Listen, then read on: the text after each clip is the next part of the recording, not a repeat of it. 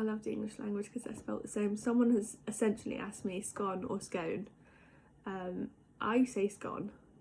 I'm from the northwest of England originally, and I think it's probably that. It's scone. And before we get into it, it's jam first and then cream, and not cream first and then jam. That's ridiculous. And I thought that even before I moved to Cornwall. How do you feel about product partnership and advertising on your page? I do have a couple of partnerships already on my page, you'll see, where I've been gifted products to use, and I love that. Like, it's really fun, it's really exciting. I welcome that within reason, but I'm not gonna post about anything I don't like, because even though I've only got a few of you actually looking on my page, I don't want to be inauthentic and just be like, this rubbish product's really good, because I wouldn't do that. Like, I wouldn't tell my friends that a really rubbish product was good. So I would like to have more partnerships. I would like to be given more things to play around with. Have you met Jamie Oliver? Yes, I have. I've met Jamie Oliver 3 times. He's a really nice guy. He's a nice guy. He's probably one of the busiest and hardworking people I've ever been near. He doesn't stop, and when I was at the 15 apprenticeship, I met him at a food festival, and you know, you can imagine, like, people were literally like flocking to him. He's such a superstar of cooking, and I think he's one of the real trendsetters, I can't think of a better word, for celebrity chef. Like, but he does so much with that, you know, he uses that for good. I think he refers to himself as a food campaigner, which I think is nice, and I like that title. I like the idea of using food for change, and using food in the community. So I think the ideals that Jamie has is really great, and the way they trickle down into apprenticeships and foundations and charities and things like that is really good, and the way that he uses his platform in Parliament and things is brilliant. He's so passionate about whatever he does, which is great. And I love his cooking. I love those Naked Chef cookbooks from the 90s, I know, are brilliant. I've got them all, and they're great. Like, those recipes are untouchable, you know. I don't think I'll ever make a carbonara in any other way. So yeah, I've met Jamie Oliver a few times, and he's really nice. Food festivals, yay or nay? Yay. Love a food festival. The best, I mean, I've been to Taste London, which was like up here, like top tier food festival, and that was pretty amazing. I met Michelle Reed Jr. there, and I tasted loads of like little pots of amazing food. So that was brilliant. To me right now, having been through a year of COVID, I cannot think of anything better. I really can't. Are you a vegan? No, I'm not a vegan. I'm a vegetarian. Well, I'm a pescatarian actually, because I eat fish. Some fish, very small amounts of fish, don't shout at me. But no, I'm not a vegan. I don't drink milk. I'm lactose intolerant, so I shouldn't really have any dairy at all, but I do still eat cheese. Yeah, I do. Because I find vegan cheese to be interesting. But I totally get why people are vegans, and I definitely support veganism. Yeah, but I also don't think that you should tell anyone else what to eat. So I'm a vegetarian. I wouldn't dream of telling my friends to be vegetarians. I also wouldn't dream to tell my vegetarian friends to eat meat. I think it's one of those things, isn't it? And actually, veganism's got a really bad rep. And I think that comes from extremism in any form is not good. So, but I don't think that all vegans should get a bad rap for that. And I don't think there's anything wrong with veganism. What I would say about it is that perhaps some people go vegan straight away without really knowing why. So like there's a lot of people who are against mass farm. I am against mass farming, hugely against mass farming. It's ridiculous. We don't need mass farming. The amount of meat that we eat as a society in the UK especially is excessive. It's expensive, it's mass produced, it's not the best quality. What I would say is then people tend to go really extreme and go, right, well, I'm not going to eat any meat at all, that's it, I'm done. Which is not always the best thing to do. What I do believe in is supporting small local farmers as much as possible. And so, you know, we've got farmers markets, we've got loads of local, I mean, obviously in Cornwall agriculture is very big and we're very lucky. So if you can support those local farmers, those local people who, you know, are just a family or, you know, whatever, who have a small amount of animals, who treat them well and breed them for food or for whatever their purpose is, that should still be supported and that should be encouraged. And if we could just go back and completely get rid of mass farming, get rid of deforestation, get rid of environmental impacts of mass farming, get rid of animal cruelty, then I would be well up for that. In about 15 closing. Really sad.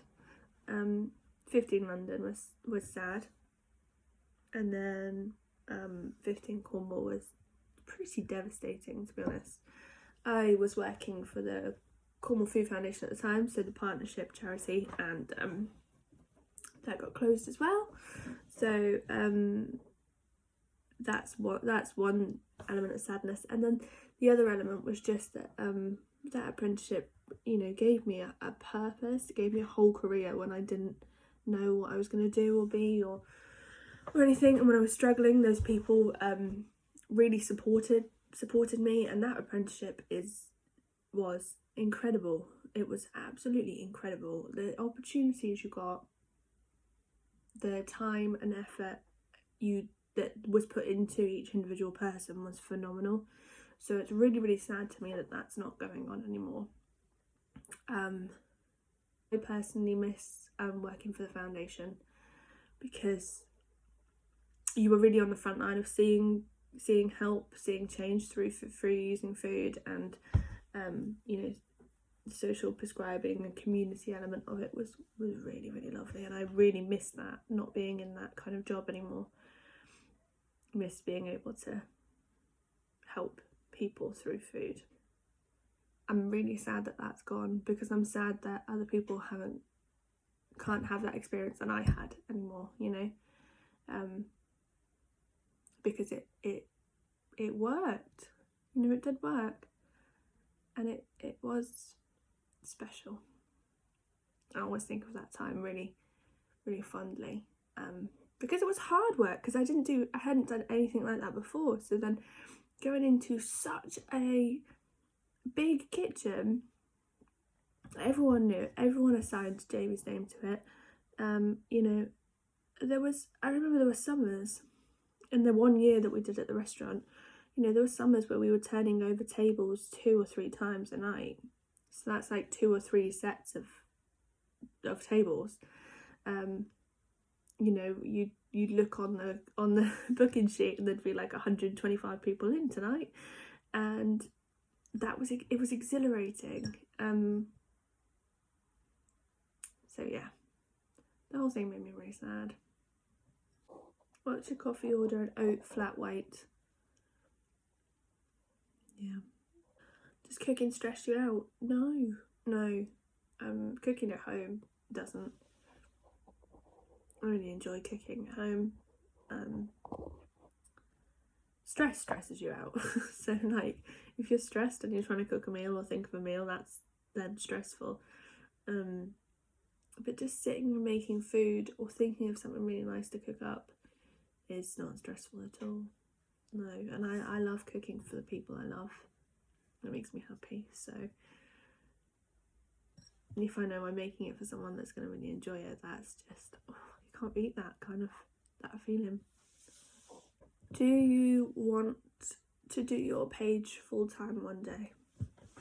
Do I want to sit and eat and drink professionally and not have a job and do some recipe videos and some videos like this?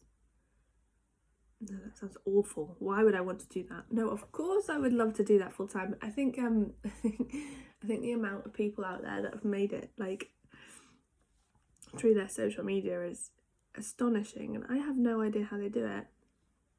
I really don't. I don't think I'm interesting enough to do it as a full-time job. I would love that though. That would be absolutely incredible, wouldn't it? If I could just get paid to eat and drink and talk about food all day. That would be awesome. I would love that. Yes, please. Oh, okay, someone's asked, what is it like to be a woman in a professional kitchen? Is it as bad as people say? That's a question. I think I need to be quite careful about what I say, because I can only talk about my own experiences, so I would never claim to say that everyone's experience is the same. I worked in several different types of kitchens with several different types of people, and I think it depends on who you're working with. Head chefs who have called me really inappropriate nicknames, who have made comments about my body, who have made comments about lots of sexual comments. Some of them just outright, some of them under the guise of kitchen banter. Kitchen banter is, you know, it's quite heavy. It's quite like locker roomy, and I think a lot of it is absolutely fine. A lot of it's bang out of order. So that's definitely something that I've experienced as a woman in a kitchen. I think also this kind of mentality of Gordon Ramsay style head chefs who scream at you and swear at you, and I've seen chefs like throw stuff in kitchens before, and that kind of being okay and acceptable. It's not acceptable regardless of what your gender is. I'm not into that at all. You get a lot of old school chefs who think it's still okay to shout and scream and call you all sorts of names, and that's just stupid. It's just not okay. And I guess to put in the female perspective there, being a young 20-year-old or in their early 20s girl, 5'5", pushing it, 5'4", and having a 30 to 40-year-old man hovering over you, like shouting and screaming at you, is horrible. And it is something that's happened, and I've had lots of comments, gender-based comments, and this idea that women are not as strong as men, they can't carry certain stock pots and they can't do specific jobs, is still kind of there, because there is a lot of old school mentality that needs to be addressed. That being said, that's not like every chef I've worked with, and I have worked with so many lovely, amazing male chefs who are not like that at all. So I feel the need to say that it's dependent on the person, really. I think if you're going to be sexist, you're going to be sexist no matter what job you work in. It's probably just there's less accountability in kitchens, I reckon. And also from a really superficial and kind of annoying perspective, as a female going into kitchens, I used to constantly get put in sweets and pastry, which I didn't really want to be in. I wanted to do like grill chef or like mains chef. That's, you know, what I enjoyed cooking. But I found quite often it was like put the girl in the cakes bit, we don't want to do that. That's more girl stuff. So if there's a girl in the kitchen, she can do the cakes, and I really struggled with that. I used to get quite annoyed by just it being assumed that I wanted to be in pastry when I didn't. So yeah, those are kinds of my key experiences. Yes, like rushing through a kitchen and someone like brushes up against you, quite purposefully, stuff like that does happen. It needs to be addressed there and then. I think because I was quite young, and not maybe as brazen as I am now, I think I suffered or struggled more with that than I should have, because I could have just been like, hey, don't do that to me, don't say that to me, and hopefully those people would have gone, oh sorry, or stopped. So I think those are my experiences as a woman. But also, like, oh my god, there's some absolutely badass women in kitchens that I would love to have worked with, and that are absolute role models, and show that, you know, that kind of mentality doesn't stop everyone. Someone said, I noticed you've got a lot of tattoos. Do you have any food related ones? That's a really good question. I wish I had more food. I've got one. Let me show you my Remy. You see him from Ratatouille, with a little bit that said "Believe in yourself." This, I got that when I got fired from a job. But I didn't. It wasn't because of my performance. It was because they wanted to hire someone else instead, and didn't have the budget for both of us. So unfortunately, I got fired, got let go.